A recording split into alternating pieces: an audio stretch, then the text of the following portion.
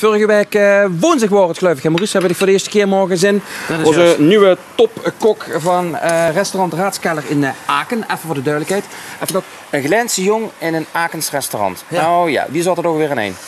Nou, in een Akens restaurant niet. Ik ben op een gegeven moment van Boetland gekomen, althans als Limburger naar Boetland gegaan om te gaan leren. En toen op een gegeven moment gekozen voor de weg toch terug naar het zuiden. Er was papa, opa en oma komen erbij en dergelijke. Ja, andere verplichtingen dan, hè? Ja, andere verplichtingen. En zodoende heb ik dus op een gegeven moment gekozen in de regio. En toen ben ik inderdaad in Aken geland. Nu ligt er een grens daar zo bij Vaals tussen Nederland en Aken. En normaal is alles geleidelijk. Taal is geleidelijk en dat soort dingen. Maar koken, dat vind ik echt een barrière. Ja, En Aken is toch echt compleet anders. Waar zit die verschillen in terug?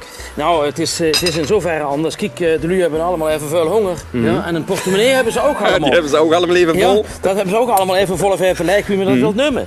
Maar de stijl van het eten is gewoon een heel ander. Kijk, ik ben hier nu even bezig met een paar aardappelklusjes maar wat die stijl anders is. Aardappelklusjen. Ja, kijk, veel eten bij ons spreken gebakken aardappels of gekookte aardappels, aardappelpuree of wat dan ook. Maar die zeggen op een gegeven moment, oké, ik heb een aardappelpuree, doe er nog een eigeltje bij, het kruiden bij, een echelotje heb ik erbij gedaan. Wat voor Duitsland heel apart is, en het is kruiskummel, dat gebruiken weer in Nederland eigenlijk nauwelijks. Ja, grote rukken, hè? Ja? Ja. Kijk, en dat is in Duitsland bij natuurlijk, en dat hebben we vandaag ook. Een cotelet van speenvarken. In dit geval heb ik dus een varkenscotelet voor het publiek, dat ze dat overal eigenlijk in de winkels kunnen halen. Ja, want als ik kijk naar de Duitse keuken, dan denk ik altijd aan sauerkraut. Nou, dat geeft ze me heel liggen, want dat neemt ze met, maar ook aan vettig eten. Is dat een vooroordeel en moet ik dan maar snel stoppen? Klopgeun weg Nee, kijk, dit is de reuzel, ja, het varkensvet. En het varkensvet speelt een hele belangrijke rol in het zoermoos, wat ik kan zeggen, in het putje. Want dat is op het laatste moment, komt dat erin dat het ganse lekker smeuig is. En inderdaad behoorlijk zwaar. Ik bedoel, dus beginnen aan de mensen. Aan het begin, wat wil zo slot zijn? Welke geheim moet de Duitse keuken wil zoals metnemen? Zullen we met de aardappelklusje even beginnen? Met die klusje is denk ik voor mij belangrijk het feit dat ze er kummel in verwerken en het feit dat we dus inderdaad een gebakken of een gekookte aardappel maken. En die zeggen dus inderdaad, we maken klusje. Die nummer dus gewoon, wat ik kan zeggen, die erpelpuree massa. Dat is al gekookt? Dat is een gekookte, gepureerde erpel. Die heb ik vermengd met een beetje eigeel, kruiden, shallotjes en de kummel.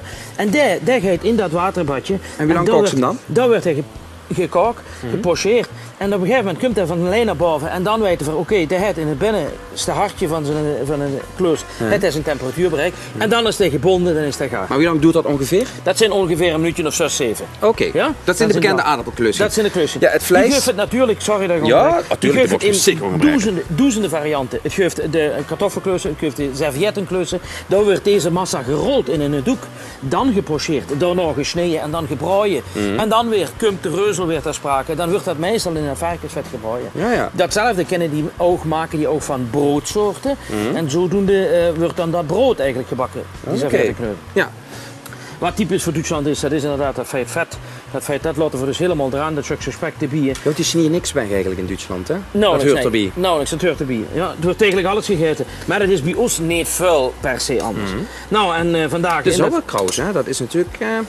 vind ik echt typisch Duits. Ja, veel kennen het zoermoes, zal ik zeggen, eigenlijk een beetje zeuter. Ja, als de Duitsers. Maar de Duitsers hebben wat dat betreft eigenlijk ze blussen hem af met een witte wien, een fijne druge wien. Zetten hem aan met dat kummel weer, met dat spek. Ja. Als het even gaat, leggen ze nog in het begin een stuk zwoerd in dat zoermoos te bier. En daarmee wordt er gekookt en gegaard. Ja. Maar het is wel dezelfde zuurkool in de basis. We kennen dezelfde zuurkool ook in Duitsland. Daar zit het verschil in. Daar zit het verschil in. Dat wordt ook in een keulse pot ingestoken en gezouten. Ja. Dan heb je hier nog een lekker pannetje op staan. Daar heb ik dus een beetje de parures van het varkensvlees. Die heb ik dus aangezeten. De parures? Parures, de afsnijdeltjes. Let op, we gaan het leren. Parures, de afsnijdeltjes. Rest. Ja, de rest. Ja, men noemt het rest, maar het is heel belangrijk. Want ook daar zit dus een stukje vet en een stukje eigen smaak van het vlees in. Dat wordt licht aangebakken. Ook weer in de reuzel, in dat varkensvet. En dat heb ik dan even fijn bruin laten karamelliseren, laten kleuren. Ja, een beetje kruiden erbij gedaan. In dit geval een beetje tijm en rozemarijn. En dat heb ik dan afgeblust met de witte wien en dan opgevuld met een beetje water. Wat ik dadelijk een fijn sausje heb voor als de mensen ook honger hebben. Ja, uiteindelijk Thea en Marijs staan al klaar. Want ze zitten de hele tijd hier en her aan het kijken zo van jongens, we willen eten. Nou, dat gaan we voor u klaarmaken zo meteen. Daar gebeurt op een gewenken bediend. Even kijken, nog even een stukje cultuur. Hè? Het restaurantleven in Duitsland. Gaat anders dan het restaurantleven in Nederland zit er ook echt de grens in. Ja, duidelijk. Ja, wat is men wil een hele andere afstand tot de andere tafels hebben. Ja, meer privacy? Ja, meer privacy. Afstand? Ja. Oké. Ze eten in verhouding qua gangen eten ze toch anders. Ja? Meer deftig. Ja? Maar er zijn ook de mensen die zeggen, ik wil dat stukje crossover. Dus deftig op de ene kant, ja. Dat goedletje. En toch, laat ik eens zeggen, de fijne keuken in de vorm van de grootte van de portie. Met toch veel meerdere gangen. Kiezen die goed burgerlijke kuchen toch in Duitsland. Maar dat associeer ik dan weer met hoeveelheid. Dat is ook zo. Dat is ook zo. Ja? Het is een heel belangrijk gedeelte. We hebben dus, zoals ik zeggen, in ook, ik heb dat in het boekje, heb ik dat staan, hebben we weer de postwagen en de raadskeller. De raadskeller is eerder met de servet en dan 4 gangetjes, 5 gangetjes. Ja? Dan wil de postwagen, dat is heel erg. En als door de tijd niet vol genoeg is, dan is het hommeles. Dan mag je nog veel komen.